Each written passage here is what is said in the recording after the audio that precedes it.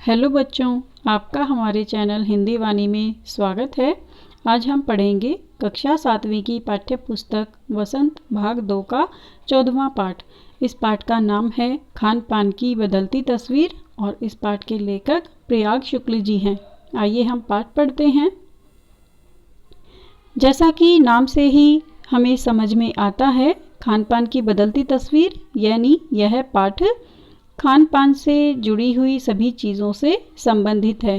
खान पान यानी अलग अलग स्थानों के जो अलग अलग प्रकार के व्यंजन हैं, उन सब के बारे में इस पाठ में जिक्र किया गया है। लेखक प्रयाग शुक्ल जी ने हमें यह बताने का प्रयास किया है कि किस प्रकार से हमारी संस्कृति समय समय पर बदलती रहती है। यानी आज जो चीज़ें खान पान के लिए प्रचलित हैं, जिन्हें हम खाते पीते हैं, कुछ समय बाद उनका जो स्वरूप है वो बदल जाता है। तो लेखक ने हमें बताया है कि पुराने ज़माने में स्थानीय व्यंजनों का जो रूप था वो किस प्रकार आज बदल गया है। उनका प्रचलन एक सीमित क्षेत्र से बढ़कर पूरे विस्तृत क्षेत्र में, या हम ये भी कह सकते हैं कि पूरे विश्व भर में फैल गया है। अब हम पाठ शुरू करते हैं। पिछले 10-15 वर्षों में हमारी खान पान की संस्कृति में एक बड़ा बदलाव आया है। इडली, डोसा, बड़ा, सांभर, रसम अब केवल दक्षिण भारत तक सीमित नहीं है। ये उत्तर भारत के भी हर शहर में उपलब्ध हैं और अब तो उत्तर भारत की ढाबा संस्कृति लगभग पूरे देश में फैल चुकी है। अब आप कहीं भी हों, उत्तर भारतीय रोटी, दाल, साग आपको मिल ही जाएंगे। फास्ट फूड, तुरंत भोजन का चलन भी बड़े शहरों में खूब बढ़ा है। इस फास्ट फूड में बर्गर, नूडल्स जैसी कई चीज़ें शामिल हैं। फास्ट फूड का अर्थ है जो बहुत जल्दी हमें जिन चीज़ों को हम बहुत जल्दी तैयार कर सकते हैं, बहुत जल्दी हम खा सकते हैं। एक ज़माने में कुछ ही लोगों तक सीमित चाइनीज़ नूडल्स अब संभवतः किसी के लिए अजनबी नहीं रहे। यानी सभी को चाइनीज़ नूडल्स के बारे में पता है कि चाइनीज़ नूडल्स होते क्या हैं। 2 मिनट्स नूडल्स के पैकेटबंद रूप से तो कम से कम बच्चे बूढ़े सभी परिचित हो चुके हैं। इसी तरह नमकीन के कई स्थानीय प्रकार अभी तक भले मौजूद हों, लेकिन आलू चिप्स के कई विज्ञापित रूप तेजी से घर घर में अपनी जगह बनाते जा रहे हैं। गुजराती ढोकला, गाठिया भी अब देश के कई हिस्सों में स्वाद लेकर खाए जाते हैं और बंगाली मिठाइयों की केवल रस भरी चर्चा ही नहीं होती, वे कई शहरों में पहले की तुलना में अधिक उपलब्ध हैं। यानी स्थानीय व्यंजनों के साथ ही अब अन्य प्रदेशों के व्यंजन पकवान भी प्राय हर क्षेत्र में मिलते हैं और मध्यम वर्गीय जीवन में भोजन विविधता अपनी जगह बना चुका है। भोजन विविधता का अर्थ है भोजन में प्राप्त होने वाली अलग अलग प्रकार की चीज़ें या व्यंजन। आगे है, कुछ चीज़ें और भी हुई हैं। मसलन अंग्रेजी राज तक तो जो ब्रेड केवल साहबी ठिकानों तक सीमित थी, वह कस्बों तक पहुंच चुकी है और नाश्ते के रूप में लाखों करोड़ों भारतीय घरों में सेकी तली जा रही हैं। खान पान की इस बदली हुई संस्कृति से सबसे अधिक प्रभावित नई पीढ़ी हुई है, जो पहले के स्थानीय व्यंजनों के बारे में बहुत कम जानती है, पर कई नए व्यंजनों के बारे में बहुत कुछ जानती है। स्थानीय व्यंजन भी तो अब घटकर कुछ ही चीज़ों तक सीमित रह गए हैं। बम्बई की पाव भाजी और दिल्ली के छोले कुलचों की दुनिया पहले की तुलना में बड़ी ज़रूर है, पर अन्य स्थानीय व्यंजनों की दुनिया में छोटी हुई है। जानकार ये भी बताते हैं कि मथुरा के पेड़ों और आगरा के पेठे नमकीन में अब वह बात कहाँ रही। यानी जो चीज़ें बची भी हुई हैं, उनकी गुणवत्ता में फ़र्क पड़ा है। गुणवत्ता यानी उनके अंदर जो गुण थे, उनके अंदर जो अलग प्रकार का स्वाद था, उनके अंदर जो अलग अलग प्रकार के विटामिन, मिनरल्स, प्रोटीन्स थे, उन सब में फ़र्क आ गया है, उनमें मिलावट होने लगी है।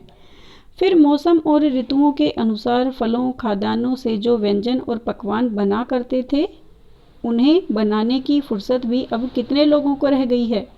अब गृहिणियों या कामकाजी महिलाओं के लिए खरबूजे के बीज सुखाना, छीलना और फिर उनसे व्यंजन तैयार करना सचमुच दुस्साध्य है। यानी आज के ज़माने में जो गृहिणियां हैं, जो कामकाजी महिलाएं हैं, वो भी जल्दी तैयार होने वाले व्यंजनों को बनाने में ही रुचि लेती हैं।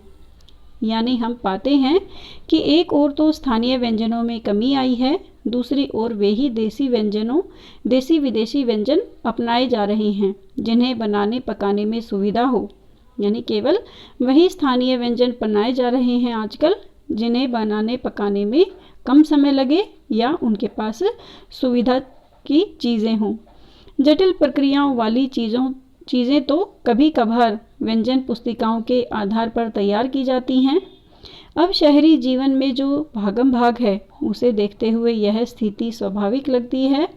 फिर कमर तोड़ महंगाई ने भी लोगों को कई चीज़ों से धीरे धीरे वंचित किया है। जिन व्यंजनों में बिना मेवों के स्वाद नहीं आता, उन्हें बनाने पकाने के बारे में भला कौन 4 बार नहीं सोचेगा। खानपान की जो एक मिश्रित संस्कृति बनी है उसके अपने सकारात्मक पक्ष भी हैं। गृहिणियों और कामकाजी महिलाओं को अब जल्दी तैयार हो जाने वाले विविध व्यंजनों की विधियां उपलब्ध हैं। नई पीढ़ी को देश विदेश के व्यंजनों को जानने का सुयोग मिला है, भले ही किन्हीं कारणों से और किन्हीं खास रूपों में, क्योंकि यह भी एक सच्चाई है कि ये विविध व्यंजन जिन्हें निखालिस रूप में उपलब्ध नहीं हैं, इन्हें निखालिस रूप में यानी इनके शुद्ध रूप में उपलब्ध नहीं हैं। आज़ादी के बाद उद्योग धंधों, नौकरियों, तबादलों का जो एक नया विस्तार हुआ है उसके कारण भी खानपान की चीज़ें किसी एक प्रदेश से किसी दूसरे प्रदेश में पहुंची हैं। बड़े शहरों के मध्यम वर्गीय स्कूलों में दोपहर के टिफ़िन के वक्त बच्चों के टिफ़िन डिब्बे खुलते हैं तो उनसे विभिन्न प्रकार के व्यंजनों की एक खुशबू उठती है। विभिन्न प्रकार के प्रदेशों के व्यंजनों की एक खुशबू उठती है। यानी शहरों में आजकल बच्चे अलग अलग प्रदेशों से आए होते हैं तो उनके जैसा उनके परिवार में खाना बनाते हैं उसी प्रकार की खुशबू उनके टिफ़िन या डिब्बों में से आती है। हम खानपान से भी एक दूसरे को जानते हैं। इस दृष्टि से देखें तो खानपान की नई संस्कृति में हमें राष्ट्रीय एकता के लिए नए बीज भी मिल सकते हैं। बीज भली भांति तभी अंकुरित होंगे जब हम खानपान से जुड़ी हुई दूसरी चीज़ों की ओर भी ध्यान देंगे।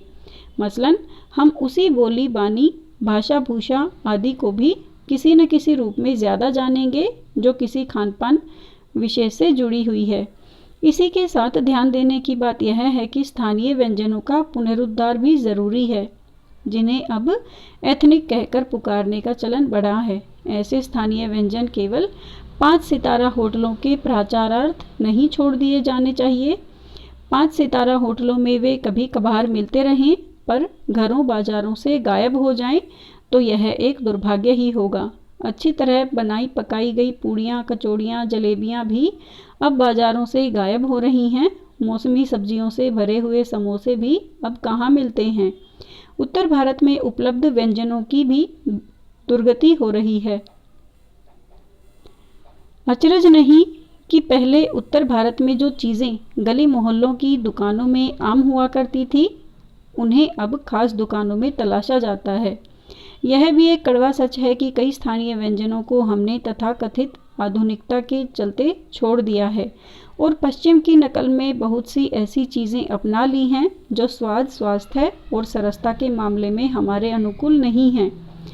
हो यह भी रहा है कि खानपान की मिश्रित संस्कृति में हम कई बार चीज़ों का असली स्वाद और अलग स्वाद नहीं ले पा रहे हैं। अक्सर प्रीति भोजों और पार्टियों में एक साथ ढेरों चीज़ें रख दी जाती हैं और उनका स्वाद गड्ढ-मड्ढ होता रहता है। खानपान की मिश्रित या विविध संस्कृति हमें कुछ चीज़ें चुनने का अवसर देती हैं। हम उसका प्राय लाभ नहीं उठा रहे हैं। हम अक्सर एक ही प्लेट में कई तरह के और कई बार तो बिल्कुल विपरीत प्रकृति वाले व्यंजन परोस लेना चाहते हैं।